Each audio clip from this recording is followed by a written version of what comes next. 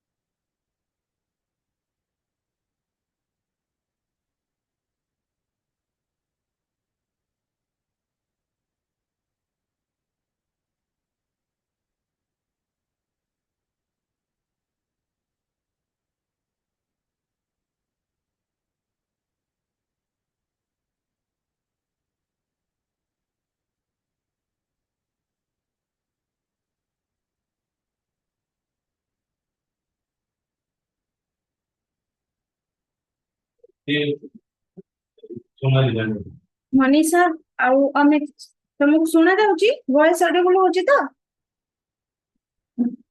ତାଙ୍କୁ ଶୁଣା ଯାଉଛି, ରିପ୍ଲାଏ କରୁଛନ୍ତି। ମନୀଷା ଶୁଭୁଛି ତ?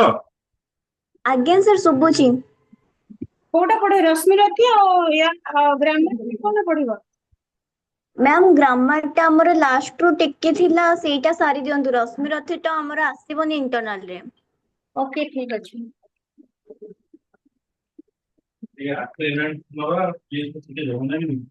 ହଉ, संज्ञा पढ़ा है। जी संज्ञा मैम। विकारी शब्द को कहते हैं जिससे किसी व्यक्ति, वस्तु, स्थान अथवा भाव के नाम का बोध होता है। ये होता है संज्ञा। संज्ञा कितने प्रकार के होते हैं? 5 प्रकार के। हाँ, व्यक्तिवाचक, वस्तुवाचक और क्या, जातिवाचक, गुणवाचक, समूहवाचक। हाँ, क्रियावाचक। तो हम लोग पढ़ाए थे उस दिन संज्ञा के जो 5 भेद होते हैं उसमें से व्यक्तिवाचक, जातिवाचक और भाववाचक खत्म हो गया था। ठीक है, आज जी पढ़ेंगे मैम। द्रव्यवाचक संज्ञा और समूहवाचक संज्ञा के बारे में। तो पहले जो था व्यक्तिवाचक संज्ञा, इसका डेफिनेशन मालूम है? याद है आपको डेफिनेशन इनका? जी मैम, किसी व्यक्ति के, एक व्यक्ति या प्राणी के या वस्तु के एक नाम को ही व्यक्तिवाचक कहते हैं। ठीक है, जिस संज्ञा शब्द से एक ही मनुष्य, प्राणी, स्थान या वस्तु के नाम को बोध होता है उसको हम व्यक्तिवाचक संज्ञा कैसे कहते हैं। जैसे इस संज्ञा, यही व्यक्तिवाचक संज्ञा विशेष का बोध कराती है। एग्जाम्पल है जैसे राम, हरि, गंगा नदी। नदी का नाम है गंगा, तो महानदी, फिर महानदी आएगा व्यक्तिवाचक संज्ञा में। इसी प्रकार जातिवाचक, जिस संज्ञा शब्द से किसी जाति के संपूर्ण प्राणियों, वस्तुओं, स्थान आदि का बोध होता है, ये होता है जातिवाचक संज्ञा। तो जातिवाचक और व्यक्तिवाचक में क्या अंतर है? व्यक्तिवाचक जिसको जहाँ पे एक नाम का बोध होता है, और जातिवाचक एक समष्टि का बोध होता है। जैसे मनुष्य जाति, सारे मनुष्य को हम लोग समझते हैं कि मनुष्य जाति, लेकिन अगर मनुष्य में से राम, हरि, सीता जिसका नाम होगा वो हो जाएगा व्यक्तिवाचक। इस हिसाब से अगर मैं बोलूंगी कि हिमालय पर्वत, तो क्या होगा? जातिवाचक से आएगा या फिर व्यक्तिवाचक से आएगा? व्यक्तिवाचक।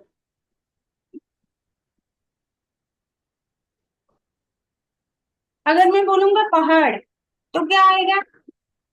जातिवाचक।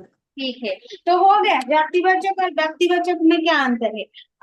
फिर बाद में आया है भाववाचक संज्ञा। भाववाचक क्या है? जिस संज्ञा शब्द से व्यक्ति या वस्तु के गुण या धर्म, दशा, मनोभाव, कार्य अथवा व्यापार का बोध होता है वो होता है भाववाचक संज्ञा। जैसे प्रेम, सौंदर्य, कोमलता, मित्रता, घृणा, चढ़ाई, चिकनाहट, क्रोध, बुढ़ापा, बचपन, ये सारा आता है भाववाचक में। इसके अलावा और कुछ क्रियात्मक संज्ञा का नाम है जो शब्द भाववाचक संज्ञा में भी कहा जाता है, जैसे पढ़ना, लिखना, खाना, देखना, गाना, ये सब है भाववाचक। वो क्रियाओं में भी, क्रियार्थक संज्ञा में भी आता है। उदाहरण है, अगर मैं एक बोलूं लड़का, लड़का क्या है? जातिवाचक। जातिवाचक है, लेकिन उसका भाववाचक क्या होगा? लड़कपन। लड़कपन। क्यों? क्योंकि वो जो लड़कपन है एक भाव, उनका एक गुण है। इंसान, इंसान अगर हम लोग बोलेंगे इंसान तो वो हो जाएगा जातिवाचक, क्योंकि सारे इंसान को हम इंसान ही मानते हैं, तो इंसान हो जाएगा जातिवाचक। इस प्रकार इंसान का जो भाववाचक संज्ञा है वो है इंसानियत। ठीक है, इंसानियत क्या है? इंसानियत एक व्यक्ति का गुण होता है, इसीलिए इंसानियत भाववाचक संज्ञा है। वैसे बूढ़ा, बूढ़ा अगर बोलते हैं हम, तो हम हर किसी आदमी जो बूढ़ा हो जाता है उसको हम बूढ़ा बोलते हैं। लेकिन बुढ़ापा एक आदमी का एक स्टेज है, का अवस्था है बुढ़ापा, इसीलिए बूढ़ा होता है जातिवाचक और बुढ़ापा हो जाएगा भाववाचक संज्ञा। ठीक है, ये तो था जातिवाचक संज्ञा से जो क्रियार्थक संज्ञा। फिर आता है सर्वनाम से। सर्वनाम से क्या आता है? पहले वाले दिन का वो क्या था? विशेष था, विशेष था। फिर अब होगा सर्वनाम। सर्वनाम कैसे? सर्वनाम, सर्वनाम से अगर मैं बोलूंगा कि अपना, अपना से क्या होगा उनका भाववाचक? अपनापन। अपनापन। Very good. निज, निजत्व। अपा, आप, आपा, स्व, स्वत्व। इसी प्रकार विशेषण में होता है ऊंचा। अगर हम लोग बोलेंगे कि ऊंचा, ऊंचा से उनका भाववाचक क्या होगा? वो कितना ऊंचा पहाड़ है, मतलब एक पहाड़ की ऊंचाई को हम समझते हैं, लेकिन ऊंचाई अगर हम लगा दे तो वो हो जाएगा भाववाचक। जैसे ऊंचा, ऊंचा से ऊंचाई। नम्र, नम्र, नम्र से क्या होगा? नम्रता। नम्र होता है एक विशेषण, नम्र होता है, नम्र शब्द एक विशेषण शब्द है, लेकिन इस विशेषण को अगर हम भाववाचक संज्ञा में कन्वर्ट करते हैं तो वो हो जाएगा नम्र से नम्रता। बुरा, बुरा एक विशेषण शब्द है, तो उनका भाववाचक संज्ञा क्या होगा? बुरा का बुराई। बुराई, बुराई। मोटा, मोटा एक विशेषण शब्द है। वही विशेषण शब्दों को अगर हम लोग भाववाचक में कन्वर्ट करेंगे तो क्या होगा? मोटापा। मोटापा। ठीक है, ये मोटापा उनका एक अवस्था होता है, व्यक्ति का एक अवस्था होता है, इसीलिए वो मोटापा हो जाएगा। जैसे मीठा, मीठा का मिठास। सुंदर, सुंदर एक क्या है? विशेषण है, लेकिन भाववाचक से वो आ जाएगा क्या? सुंदरता या फिर सौंदर्य। वीर, वीर से हो जाएगा वीरता। चतुर, चतुर से क्या होगा? चतुराई। इसी प्रकार क्रिया से क्या होगा? घबराना, घबराहट, सजाना, सजावट, बहना, बहाव, मारना, मार, पढ़ना, पढ़ाई, पूजना, पूजा, ये हो जाएगा क्रिया से। और अव्यय से आएगा दूर, दूरी, निकट, निकटता। फिर आ जाएगा द्रव्यवाचक संज्ञा। द्रव्यवाचक संज्ञा हम किसे कहते हैं? जिस शब्द से द्रव्य या पदार्थ का बोध होता है उसे हम द्रव्यवाचक संज्ञा कहते हैं। इसे हम क्या करते हैं? नाप तोल सकते हैं, लेकिन गिन नहीं सकते। द्रव्यवाचक संज्ञा को हम लोग नाप सकते हैं, तोल सकते हैं, लेकिन उनको गिन नहीं सकते। और वो किसी एक द्रव्य या पदार्थ का बोध होता है तो वो होता है क्या? द्रव्यवाचक संज्ञा। जैसे अगर आपके पास थोड़ा बहुत क्या सोना है, आप उनको क्या कर सकते हो? नाप सकते हो, तोल सकते हो, लेकिन उनको गिन सकते हो क्या? गिन नहीं सकते हो। तो जो पदार्थ या वस्तु या द्रव्य को हम नाप सकते हैं, तोल सकते हैं, लेकिन उनको गिन नहीं सकते, वो होता है द्रव्यवाचक संज्ञा। इसका प्रयोग कैसे होता है? प्राय एक वचन में ही किया जाता है, क्योंकि ये शब्द गण्य नहीं होता। गण्य यानी कि गिना नहीं जा सकता, इसीलिए यह एक वचन में ही होता है।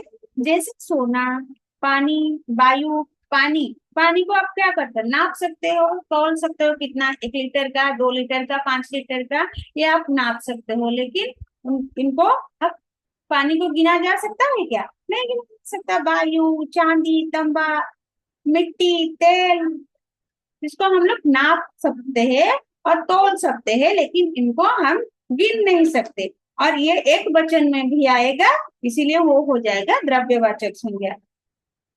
और एक है समूहवाचक। समूहवाचक, जिस संज्ञा शब्द में वस्तु अथवा प्राणी के समूह या समुदाय का बोध होता है, उसे हम समूहवाचक संज्ञा कहते हैं। जैसे कि जिसका वस्तुओं का समूह, हाथी का झुंड। अगर मैं बोलूंगी कि हाथी, सिर्फ हाथी, तो क्या हो जाएगा? हाथी क्या है? कौन सी संज्ञा? जातिवाचक। अगर मैं बोलूंगी कि हाथी का झुंड जा रही है, या फिर हाथी का एक झुंड है वहां पे, तो क्या होगा? झुंड यानी, समूहवाचक। हाँ बहुत सारे, ये हो जाएगा समूहवाचक। पुष्प पुंज, फूल का एक गुच्छ, तो फूल का एक गुच्छ होने से वो हो जाएगा, एक फूल नहीं, फूल का एक गुच्छ है, इसीलिए वो हो जाएगा समूहवाचक। दीप पुंज, दीप पुंज, एक दीप नहीं, बहुत सारे दीप का पुंज है, इसीलिए दीप पुंज हो जाएगा। वो जो पुंज शब्द है वो हो जाएगा समूहवाचक। जैसे प्राणियों का समूह होता है, सभा, कक्षा, कमेटी, सेना, टीम, भीड़, दल, मंडली। मैं अगर बोलूंगी कि एक दल है, यानी कि वही दल में बहुत सारे प्राणी आते हैं, बहुत सारे लोग। और मैं कक्षा बोलूंगी, 2 कक्षा, 3 कक्षा, 4 कक्षा, तो एक कक्षा में बहुत सारे छात्र होते हैं। और सभा, सभा में भी बहुत सारे लोग होते हैं, इसीलिए सभा शब्द होता है क्या? समूहवाचक। सभा शब्द, कक्षा शब्द, ये सारे शब्द होते हैं समूहवाचक। तो अभी प्रश्न अभ्यास करेंगे। जैसे पहाड़, पहाड़ क्या है? पहाड़ जातिवाचक। जातिवाचक। गोपाल, गोपाल किसी एक नाम व्यक्तिवाचक। का बोध करता है, इसीलिए वो नामवाचक, गोपाल। अगर गोपाल किसी का नाम होता है तो नामवाचक होता है। अगर वो एक जाति को बोध करता है तो गोपाल, जैसे गोपाल जाति को बोध करते हैं, तो क्या होता है वो? जातिवाचक। व्यक्तिवाचक। ठीक। ग्वाला,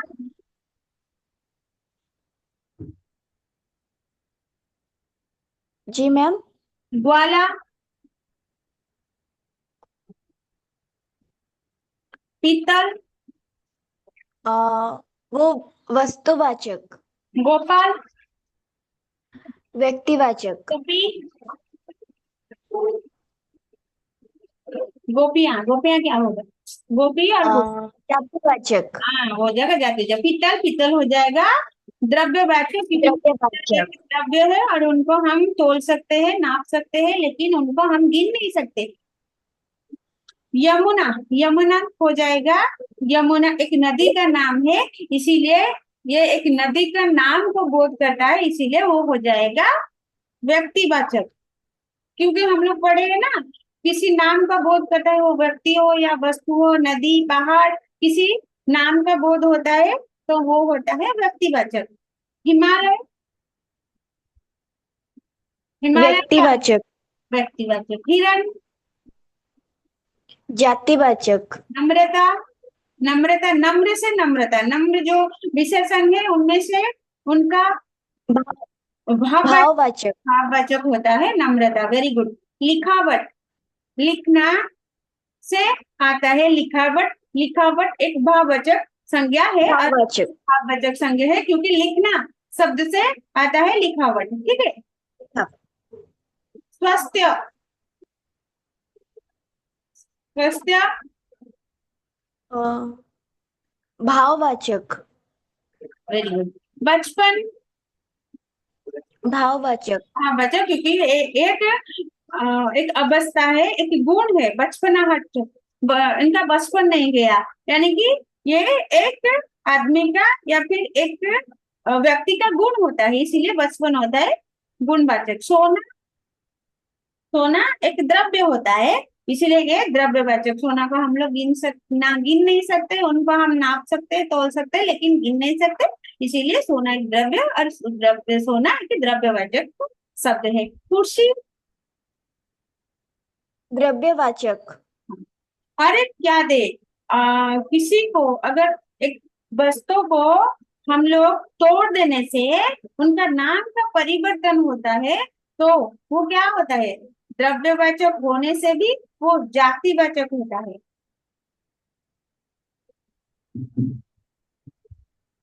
तंबा, द्रव्यवाचक। अहंकार, भाववाचक। हाँ, अहंकार एक भाववाचक संज्ञा है, क्योंकि ये एक व्यक्ति का एक गुण होता है, इसीलिए ये एक भाववाचक संज्ञा है। कवि, कवि जातिवाचक। जातिवाचक। हर एक व्यक्ति जो लिखते हैं उनको हम कवि ही बोलते हैं, जो कविता काव्य लिखते हैं उनको हम कवि ही बोलते हैं, इसीलिए कवि एक भाववाचक, सॉरी, कवि एक जातिवाचक संज्ञा है। दूध, द्रव्यवाचक। द्रव्यवाचक, क्योंकि हम लोग दूध को गिन नहीं सकते हैं, हम लोग दूध को नाप सकते हैं लेकिन गिन नहीं सकते, इसीलिए वो हो जाएगा द्रव्यवाचक। चावल, चावल भी हो जाएगा द्रव्यवाचक, क्योंकि चावल को हम नाप सकते हैं, तौल सकते हैं, लेकिन इतना सारा चावल होता है हम गिन नहीं सकते उनको, इसीलिए चावल हो जाएगा द्रव्यवाचक। लक्ष्मण, लक्ष्मण, व्यक्तिवाचक। हाँ, लक्ष्मण हो जाएगा नामवाचक, क्योंकि लक्ष्मण किसी एक व्यक्ति का नाम को बोध करता है, इसीलिए लक्ष्मण हो जाएगा नामवाचक। गुच्छा, फूलों का गुच्छ या फिर फूल का गुच्छ, तो समूहवाचक। वो हो जाएगा क्या, समष्टिवाचक, समूहवाचक, क्योंकि बहुत सारे फूल के गुच्छा होते हैं, इसीलिए बहुत सारे फूल वहां पे होते हैं वो गुच्छा से, इसीलिए गुच्छा हो जाता है हमारा समूहवाचक। शैशव, शैशव एक शब्द है जो एक अवस्था है ना, एक व्यक्ति का अवस्था, शैशव, यौवन, वृद्धावस्था, कैशोर अवस्था, ये एक अवस्था है व्यक्ति का, इसीलिए शैशव हो जाएगा हमारा क्या, भाववाचक, भाववाचक। भाववाचक हो जाएगा। सेना, सेना, अगर हम लोग बोलते हैं सेना, तो सेना में बहुत सारे सेनाएं आते हैं, इसीलिए सेना हो जाएगा समूहवाचक। ठीक है, सेना से बहुत सारे सेना आते हैं ना, वो सेना समूह को हम लोग समझते हैं, इसीलिए सेना हो जाएगा समूहवाचक। झुंड, हाथी का झुंड, हाथी का एक दल और हाथी का एक झुंड, बहुत सारे हाथी वहां पे होते हैं, हाथी का एक झुंड जा रहा है, यानी कि बहुत सारे हाथी वहां से जा रहे हैं, तो ये जो बहुत सारे हाथी, इसीलिए झुंड एक समूहवाचक शब्द है। चालाकी, भाववाचक। भाववाचक। चालाकी एक गुण होता है कि व्यक्ति का गुण होता है चालाक, इसीलिए चालाक से चालाकी, चालाकी एक भाववाचक संज्ञा है। दिए गए विकल्प में से सही जातिवाचक संज्ञा छाटी है। इसमें से कौन सा है जातिवाचक? शिशु, शिशु, जातिवाचक। हाँ, शिशु, शैशव, शिशुता। शिशु है जातिवाचक, शैशव होता है क्या, शैशव होता है भाववाचक, क्योंकि शैशव एक अवस्था होता है, ये भाववाचक होता है। शिशुता भी भाववाचक है, क्योंकि ये भी एक गुण होता है, बचपनाहट, शिशुता, ये गुण होता है, इसीलिए वो भी होता है जातिवाचक। और एक शब्द है बंधु, बंधु क्या है, बंधु जातिवाचक, लेकिन बंधुत्व, अगर बंधुत्व होता है तो वो होता है क्या, भाववाचक, भाववाचक। भाववाचक। ठीक, मानव, मानव होता है जातिवाचक, क्योंकि मानव कहने से हम सभी मानव जाति को समझते हैं कि वो मानव होते हैं। मानवता, अगर मानवता हो जाएगा तो वो हो जाएगा एक मानव का, वो एक गुण, मानवता, उनके पास मानवता है, इसीलिए मानवता वो व्यक्ति का एक गुण होता है, तो इसीलिए मानवता भाववाचक संज्ञा है। पशु, पशु क्या है, पशु जातिवाचक संज्ञा है, लेकिन पशुता होने से पशुता एक भाववाचक संज्ञा होगा, क्योंकि पशुता एक व्यक्ति का गुण होता है। पाशविक, पाशविक, पाशविक भी एक भाववाचक होता है। दानवता, दानवता और दानव में क्या अंतर है? दानव जो है किसको बोलते हैं हम? राक्षस जाति को बोलते हैं ना, दानव कुल, दानव कुल या राक्षस कुल, असुर कुल। दानव, दानव होता है जातिवाचक, लेकिन दानवता ये एक व्यक्ति का गुण होता है, दानव का गुण होता है, दानवता वो व्यक्ति दानवता प्रकृति के लोग हैं, इसीलिए वो व्यक्ति का एक गुण होता है, इसीलिए वो हो जाता है भाववाचक। दिए गए विकल्प में से सही भाववाचक संज्ञा सब चाहती है। सही भाववाचक, पहले तो आया था जातिवाचक, अब आता है भाववाचक संज्ञा। भाववाचक संज्ञा हम किससे कहते हैं? जैसे विधवा, विधाता, वैधव्य। तो विधवा, विधवा क्या है? भाववाचक है? नहीं, विधवा भाववाचक नहीं है, विधवा जातिवाचक है। विधाता, वैधव्य, वैधव्य एक भाववाचक है, क्योंकि एक लड़की की जब पति गुजर जाती है तो उनको हम विधवा कहते हैं, उनका जो अवस्था है वैधव्य अवस्था है, इसीलिए हम लोग वो अवस्था को नहीं, वो अवस्था को हम भाववाचक बोलते हैं, जैसे वैधव्य एक भाववाचक संज्ञा है। ठीक है।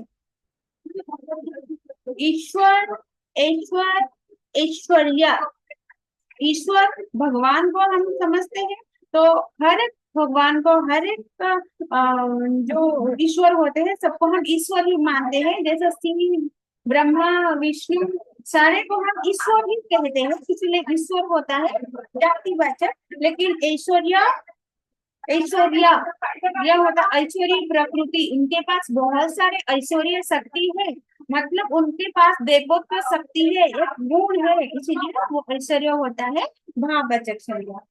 व्यक्तित्व, व्यक्ति, व्यक्तिगत, व्यक्ति, व्यक्ति बोलने से हर एक व्यक्ति को हम समझते हैं व्यक्ति, इसीलिए व्यक्ति होता है जातिवाचक।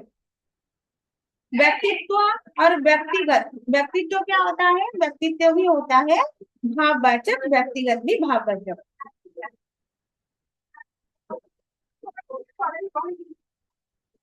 विद्यमान, विदुषी, विदवता, विदवता होता है, विदवता उनका एक गुण है, इसलिए विदवता एक भाववाचक संज्ञा है। विद्वान लेकिन एक जातिवाचक संज्ञा है, विदुषी भी जातिवाचक संज्ञा होता है। निम्नलिखित शब्दों में से एक भाववाचक संज्ञा रूप लिखिए। भाववाचक बहुत सारे शब्द हैं, वहां पे बहुत सारे संज्ञा है, उनमें से हम लोगों को अलग करना है भाववाचक संज्ञा, कौन सा शब्द भाववाचक संज्ञा है उसको हम लोगों को अलग करना है। जैसे स्वतंत्र, स्वतंत्र किसके भाववाचक है या नहीं है? नहीं है, क्योंकि भाववाचक, स्वतंत्र का भाववाचक संज्ञा होता है स्वतंत्रता। साधु, साधु का भाववाचक होता है क्या? साधुता। भूखा, भूखा क्या है? भूखा है भाववाचक संज्ञा है, किसी की भी ये आदमी बहुत भूखा है। मुस्कुराना, मुस्कुराना क्या है? भाववाचक, आवश्यक, भाववाचक, चतुर, चतुर का भाववाचक होगा चतुरता। चतुरता, हाँ। पुरुष, पौरुषता। विधवा, वैधव्य, वैधव्य, वैधव्य। बैठना, बैठना क्या है? ये क्रियावाचक है।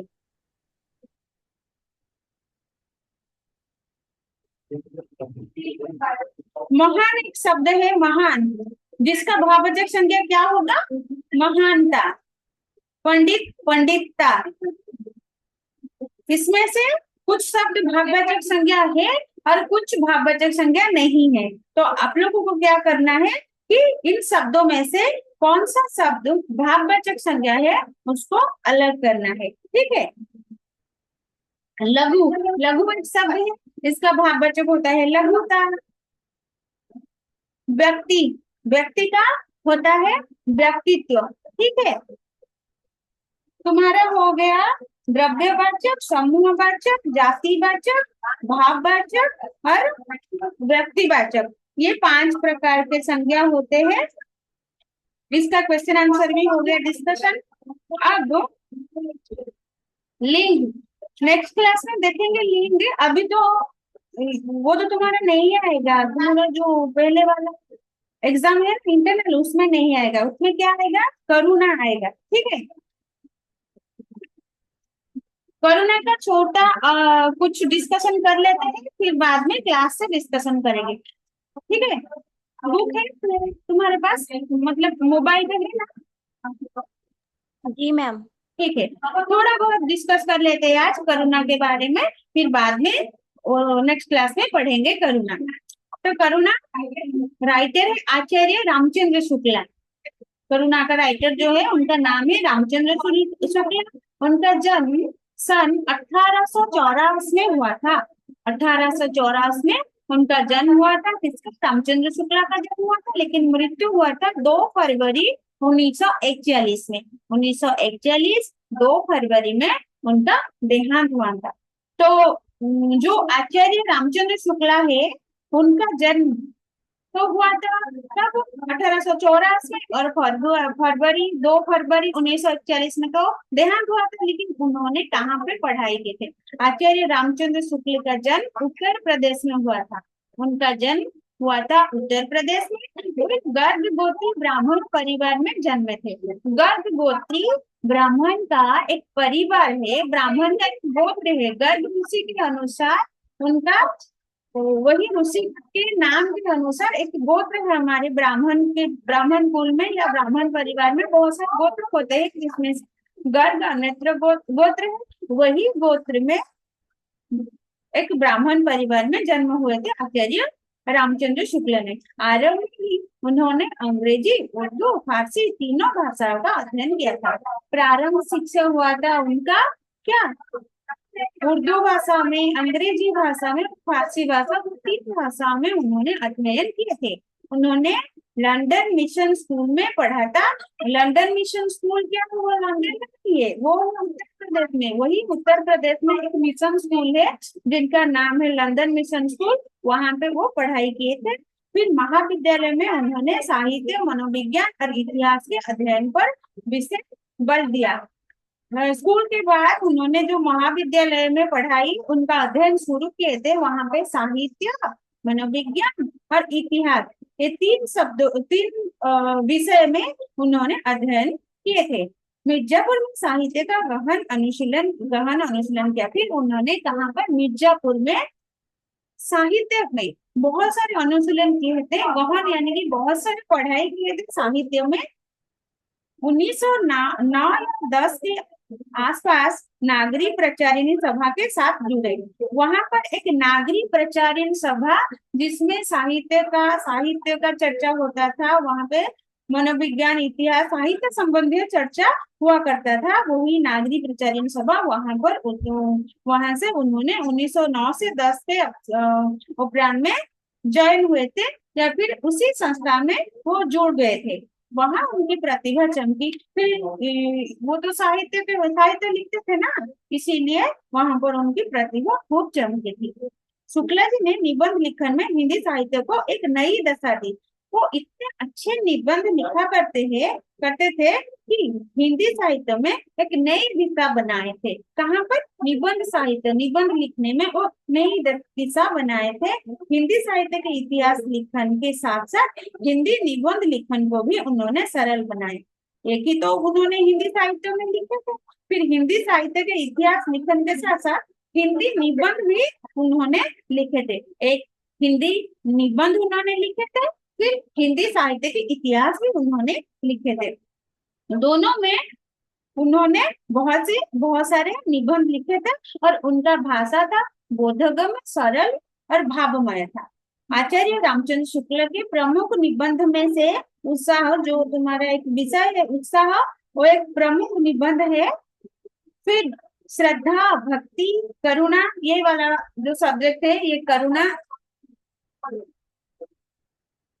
कविता क्या है?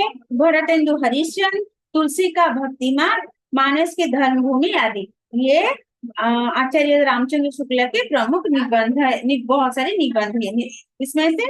उत्साह, श्रद्धा, भक्ति, करुणा, कविता क्या है? भरतेंदु हरिश्चंद्र, तुलसी का भक्तिमान, मानस की धर्मभूमि, ये सारे एक एक निबंध है। तो आज जो हम पढ़ेंगे उनका एक निबंध जिसका नाम है करुणा। करुणा शब्द से हम लोगों को क्या बोध होता है? करुणा यानी कि दया या रहम। तो जब बच्चे को संबंध ज्ञान कुछ कुछ होने लगता है तभी दुख से उसे भेद की नींद पड़ जाती है, जैसे करुणा कहते हैं। तो ଯେତେବେଳେ ଛୋଟ ପିଲା ଗୋଟେ ଛୋଟ ଛୁଆଟା ସିଏ ଜନ୍ମ ହେଇଥାଏ କିଛି ଜାଣି ନଥାଏ, ଦୁନିଆ ବିଷୟରେ କିଛି ଜାଣି नଥାଏ। धीरे धीरे धीरे धीरे से संबंध सब ଯେତେବେଳେ बड़ा होची तो क्या होता है, उनमें से जब संबंध ज्ञान कुछ कुछ होता है, बोध होता है। संबंध ज्ञान में लगाव, जैसे रिलेशनशिप, ये मोर बापा, ये मामा, ये भाई भौणी, जो रिलेशनशिप का ज्ञान बोध होता है या लगाव का बोध होता है, धीरे धीरे कुछ कुछ होने लगता है, तभी दुख से उस भेद की नींद पड़ जाती है। तभी वो बच्चा को समझ आता है दुख क्या है। तभी से लेकर सेबे तो नहीं गोटे छोट पिला गोटे शिशु रे तार दुखर फाउंडेशन का स्टार्ट ही जैसे से दुख कौन जाने ता पूर्व कौन से केवल खाइबा पाई कांदु थाए ना कि तार इमोशन बोली किछि न थाए। छोट छुआर जेतेबेले से समस्त को चिन्हे सगी संबंधी किए बापा किए माँ किए गोटे बॉन्डिंग आसी जाए रिलेशनशिप रे से रहे सेतेबेले ही टिके टिके तार जीवन ले प्रथम करिकी नींव यानी कि फाउंडेशन जेमति कि घर स्ट्रांग करिया पे हमको तार फाउंडेशन दरकार हुए, ठीक सेमति सेतिक बेले दुखर फाउंडेशन से पिला सहित आसी जाए। जैसे हम लोग करुणा कहते हैं, मर्सी कहते हैं, हम लोग करुणा दया या रहम कहते हैं। ସେତିକି ବେଳେ ସେ ତାକୁ ଆମେ ଦୟା ବୋଲି କହିବା। ଯେତେବେଳେ ଗୋଟେ ଛୁଆ ଜନ୍ମ ହେଇଥାଏ ସେତେବେଳେ ସେ ଦୁଃଖ କଣ ବା ଦୁଃଖ କଣ ବା କରୁଣା କଣ ସେ ଜାଣି ନଥାଏ, ସେ କେବଳ ଖାଇବା ପାଇଁ କାନ୍ଦୁଥାଏ। ସମୟ ଅନୁସାରେ ଯେତେବେଳେ ଧୀରେ धीरे धीरे धीरे से टिके टिके बड़ हुए, ଯେତେବେଳେ चिन्हे सही संबंध ज्ञान होता है, मतलब रिलेशनशिप कौन से जाने बापा किए माँ किए हुए, सेतेबेले सते कि छुआ पाखे आरंभ हुए दुखर तार फाउंडेशन टा स्टार्ट हुए। और से जो फाउंडेशन टा सेतेबेले तार जो इमोशन टा को हमें करुणा बोली कहि परिबा। बच्चा पहले परखता है कि जिसे हम हुए वैसे ही है या और प्राणी भी है, और बिना किसी विवेचन क्रम के संभावित प्रवृत्ति द्वारा वो अपने अनुभवों का आरोप दूसरे प्राणियों पर करता है। तब बच्चा सोचता है कि जो मैं हूँ जहाँ सामना वाला प्राणी कौन से ही करना चाहिए। से दुनिया को आस्ते किसी जानी न था, तेणु करी जितेबले तार रिलेशनशिप विषय जाने मेंटेन करे संबंध के ज्ञान कुछ कुछ होने लगता है। जब वो समझते हैं कि ये मेरे पापा है, मेरी मामा है, मेरी भाई बहन है, तब से लेकर वो परखता है, मैंने से बहुत प्रकार इन्वेस्टिगेशन करे कि जमती कि जैसे हम वैसे हैं तो ये और प्राणी भी वैसे ही है। मतलब मु जहाँ छुआ भावुता तार मन प्रक्रिया कौन होता है से कथा को लेकर कहते छुआ जहाँ भावुता है जे मु जमती गोटे प्राणी मोर हाथ गोड़ अच्छी मु खाया खोजुची कि मोर माँ बापा एमती जो फिलिंग्स आसुची सामने वाला और प्राणी भी वो ही है। आउ बाकी जो प्राणी माने जी मो साथे कथाबार्ता करछन से माने कोन से फिर बिना किसी विवेचन क्रम के स्वाभाविक प्रवृत्ति द्वारा तापर बिना किसी विवेचन विवेचन यानी इन्वेस्टिगेशन बेसिक इन्वेस्टिगेशन न करिकी कौन करे स्वाभाविक प्रवृत्ति द्वारा स्वतः भाव से अनुभव करि पारे दूसरा प्राणी, मतलब सामना वाला बापार कथा मार कथा जो फीलिंग्स गुड़ाक सी धीरे धीरे स्वतः प्रभुत्व भाव में जानी पकाए। फिर कार्य कारण संबंध से अभ्यस्त होने पर दूसरों के दुख के कारण या कार्य को देखकर उनके दुख का अनुमान करता है और स्वयं एक प्रकार का दुख अनुभव करता है। इसी प्रकार जैसे बच्चा सामना वाला अगर रोता है तो बच्चा भी रोता है, क्योंकि बच्चा को धीरे धीरे पता चलता है कि ये एक दुख का बोध है, इसीलिए वो खुद रो पड़ता है और वो खुद दुख का अनुभव करता है। जेमिति गोटे छोट छुआ से दुख सुख कौन किसी जानी ता मामा कहबो देख बाबा मु कांदुची, छुआटा मध्ये कांदिबो, मां जदी कांदिला छुआटा मध्ये टिके टिके माने बुझी बुझी प्रथम दिन मामा की बाबा की भाई भौणी जी सगे संबंधी कांदुचंती कि हस्ते पिला किछि बुझी पारेनी कि जानी पारेनी। धीरे धीरे सही प्रक्रिया गुड़ा जानी कि से कौन करे दुख का अनुमान करता है कि ये कांदुची माने इटा दुख, हसुची माने इटा सुख, ये सब प्रक्रिया गुड़ाक धीरे धीरे समांतर से जाने पर वो अपने ऊपर स्वयं एक प्रकार का दुख भी अनुभव करता है, कभी कभी सुख भी अनुभव करता है। फिर क्या क्या होता है, प्राय देखा जाता है कि जब माँ झूठ मूठ ओ करके रोने लगती है तब कोई कोई बच्चे भी रो पड़ते हैं। तो ଆମେ ସାଧାରଣତଃ ଦେଖୁଥିବା ଯେତେବେଳେ ଗୋଟେ ମା ମିଛି ମିଛିକା ଛୁଆକୁ ଡରେଇବା ପାଇଁ ହଉ କିମ୍ବା ଛୁଆର ଇମୋସନ ଫିଲ୍ କରାଇବା ପାଇଁ ହଉ ଯେତେବେଳେ ମିଛି ମିଛିକା କରିକି କାନ୍ଦୁଥାଏ ସେତେବେଳେ କଣ ହୁଏ ଛୁଆ ମଧ୍ୟ ଦେଖିକି ମା କାନ୍ଦିବାର ଛୁଆ ବି କାନ୍ଦି ପକାଏ। କାହିଁକି କାହିଁକି କାନ୍ଦି ପକାଏ କାହିଁକି ନା सेतेबेले धीरे धीरे तार लगाव रे ज्ञान कुछ कुछ होता है मैंने संबंध कौन रिलेशनशिप कौन तार ज्ञान धीरे धीरे होता है और फिर उन्होंने खुद परखता है कि जैसे मैं हूँ वैसे सामने वाला प्राणी भी है और उनके पास जो दुख सुख ये सब बहुत धीरे धीरे होता है। इसीलिए वो माँ रोने से झूठ मूठ रोने से वो भी रो पड़ते हैं। इसी प्रकार जब अपने उनके किसी भी भाई या बहन को कोई मारने होता है तब वे कुछ चंचल होते हैं। ठीक इसी प्रकार उनकी कोई भाई और बहन होता है तो उनको कोई मारता है तो वो भी बच्चा ये देखकर चंचल हो जाता है थोड़ा रूठ जाता है कभी कभी रो पड़ता है कभी कभी रूठ जाता है ये सारा होता है।